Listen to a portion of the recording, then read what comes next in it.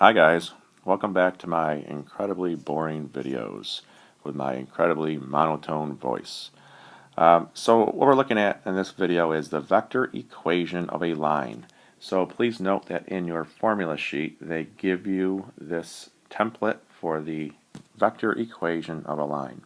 So please press pause and copy down what each of these four letters represent, and then we'll talk about them in a little more detail. Alright, so the first thing I want you to understand is that this equation of a line is very similar to our y equals mx plus b, but I'm not going to use the m and the b that you're used to because we notice we have a b in this, so I don't want you to confuse it with the b in y equals mx plus b. So the r is kind of like your y, and the t is kind of like your x. Alright, and the b is really your slope, and the a, recall, with a regular line, so forget about vectors, with a regular line, a would be your y-intercept. Alright, so it's very similar but a little bit different. So r represents the position vector of any point that the line is passing through. So if we're talking about a line, there's no beginning, there's no end. We know it goes in a certain direction and it's going to pass through certain points. So r is just going to represent any point that the line is passing through. Okay, and we're going to write these points as vectors. Okay, so the r, the r, the a, and the b are all vectors. Okay, so the r represents the position vector of any point that that line is passing through. A is a fixed point that we know that the line is going through. So we call it a given point. And again, we can take that point and write it as a position vector. Okay, so A, just remember, is a point it's passing through. All right, it's a point that we know the line is going through. T is really just a scalar quantity. All right, sometimes we call it a parameter. It's like your x in your traditional line equation. And B, this is very much like your slope. Okay, it gives us the direction. It's the most important part of the vector equation of a line because it tells us where we're headed, it gives us the direction, and we can find additional points that the line is going to be passing through. So let's look at an example where this becomes a little more real. Okay, take a moment and copy down this example. Alright, so a couple things we're looking to do here. First, we want to write the equation of the line. It's passing through the point 2, 3, and we're given a direction vector of 4, negative 1. So let's just sketch this to get a feel for what's happening. So if we plot our point 2, 3, it's right here, and we know that this line is passing through that point. Now the direction vector is 4, negative 1, so that is giving us our x and our y component. And so if we were to draw a line with that direction vector from this point that we know it's passing through, we would go to the right 4, and then we would go down 1. Okay, so we would be somewhere in that ballpark. And so I'm going to draw this line.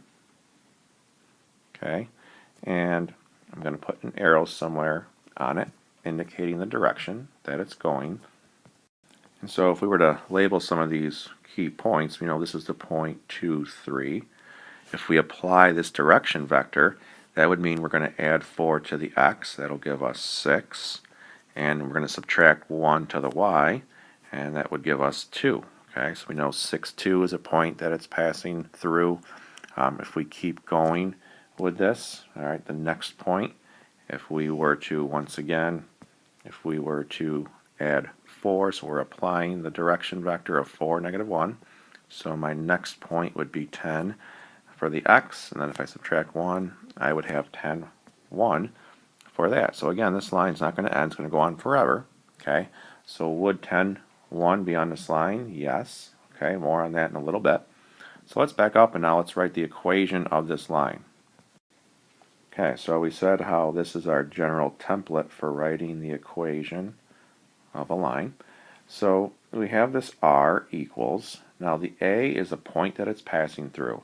So we know it's passing through the point 2, 3, but as a position vector, we can turn it and write it as the vector 2, 3. Plus, we have our t. All right, pretend t is time. So maybe we're told that the direction vector is 4, negative 1, and maybe it moves along that every minute.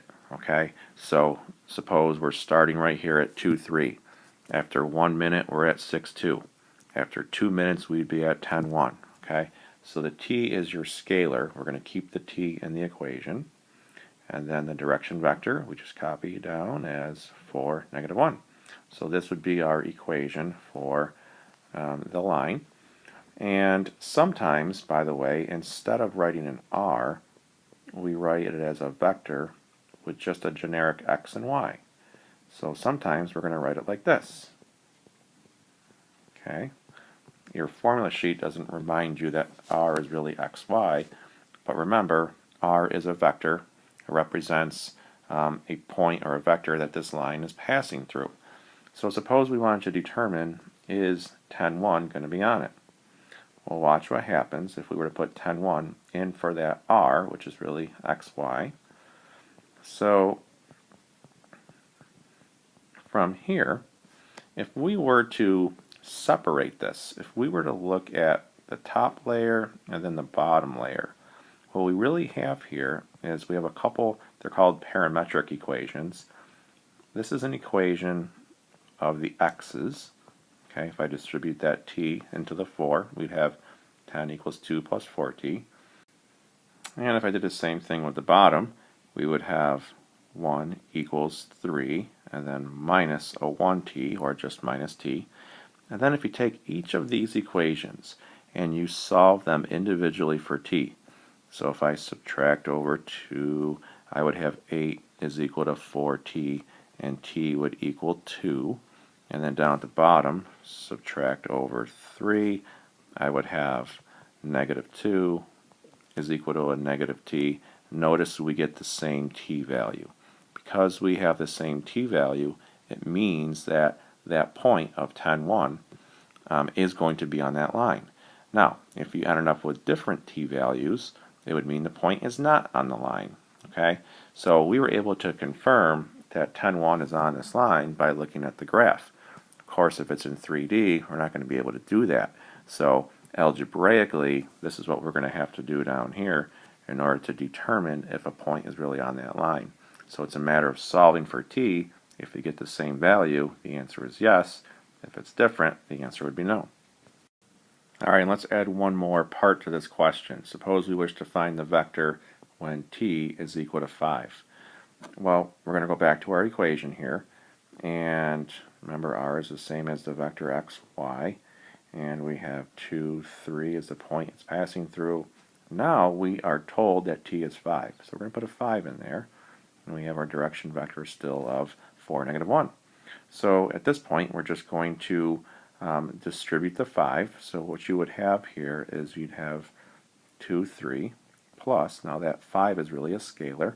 If we multiply it into the direction vector, we would have 20 and then -5. And if we were to then just add those two vectors, we'd have 22 and then -2. So that should make sense in our graph here. If we were to continue it on, right, we would see that this is reasonable for an answer. Okay, that's the vector, or the point. If you were to think about it as a point, okay, this would be the point where if t were 5, so 5 minutes into this trip, let's say, all right, it would be passing through that point. Okay, hit pause, copy this down. So this is a pretty quick one. We're looking to find the vector equation of a line. So we have r equals the point that it's passing through. Yeah, it's in 3D, but remember we're going to turn it into a vector. So there's the point it's passing through. And we have our t.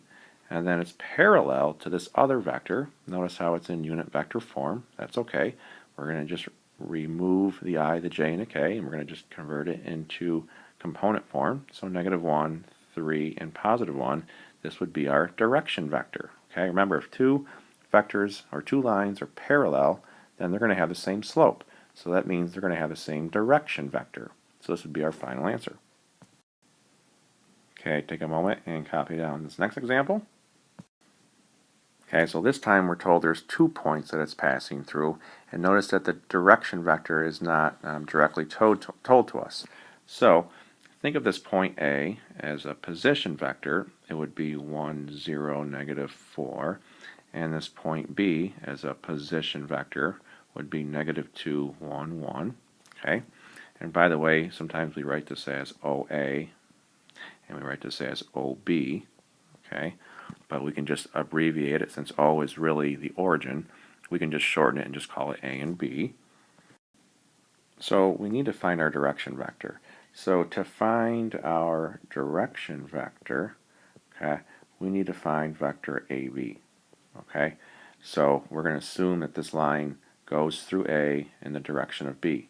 So recall from an earlier video, to find that vector, we need to take B's numbers and then subtract A's numbers. So the negative 2, 1, 1 minus the 1, 0, negative 4. So this is going to give us our direction vector. So that's going to be negative 3, 1, and then 5. All right? So from there, what we're going to do is write our equation. So we would have R equals. Now, you have a choice. You can put either point in here, either point A or point B. Okay, I'll do the first one that's given. All right, they would both be acceptable answers. They both represent points that the line is passing through. Plus, then we'd have T. And then we would have our direction vector of negative 3, 1, 5. And so we'll just write down the other possible answer here. Again, in this other possibility, I'm just using a different point that we know it's passing through. So I'm using point B here instead of point A. Direction vector would still be the same. Okay? Okay, last example. Please hit pause, copy it down. So this time we're trying to find the angle between these two lines. So we're given two equations, all right, both in the form of R equals. The first one is in component form. The second one, notice it's in that annoying I, J, and K form. So right away, I would suggest rewriting this in the other form, okay, component form. So the point it's passing through, notice there's no J. If there's a letter missing, then we really have 0. So that's the point that's passing through. The other one, negative 3, 1, 5, would be the direction vector. Alright, this next point is really big.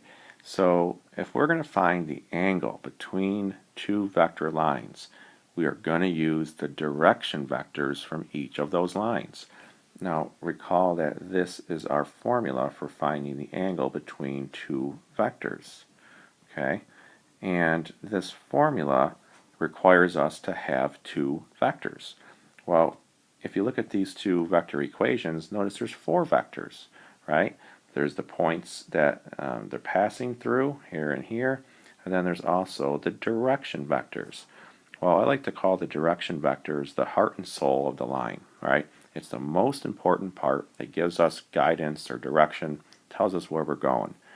These are just measly points that the line's passing through.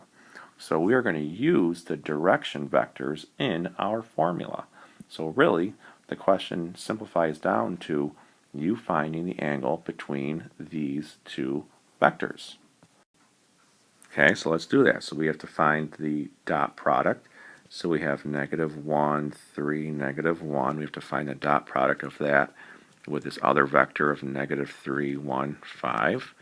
Okay, so recall for that, what we're going to do is we're just going to multiply. We have the negative 1 times that negative 3, plus we have that 3 times that 1, plus the negative 1 times that 5. So that's going to give us 1 when we clean that up. So that means here my numerator is just going to be a 1. Now I have to find the magnitude of these vectors. So let me go up here for that. So the absolute value symbol, recall, is what we use to represent magnitude. So this is where we're just going to throw each of these components into Pythagorean theorem. Okay, so go ahead and do that. Find your magnitude or your length of each of those vectors. So when we run those components, those numbers through Pythagorean theorem, we get radical 11 and radical 35. So I'm going to come down here, I'm going to transfer those over, and I strongly suggest you turn that into the square root of 385, just multiply those together. So if the question wanted just the cosine of the angle, we would be done, but of course it wants the actual angle. So to find our angle theta, we are going to do inverse cosine of 1 over radical 385. All right, make sure we're in degree mode, and that is going to give us 87.1 degrees if we go to 3 sig figs. So that would be the angle between those vectors. So again, remember to use the direction vectors in the equations.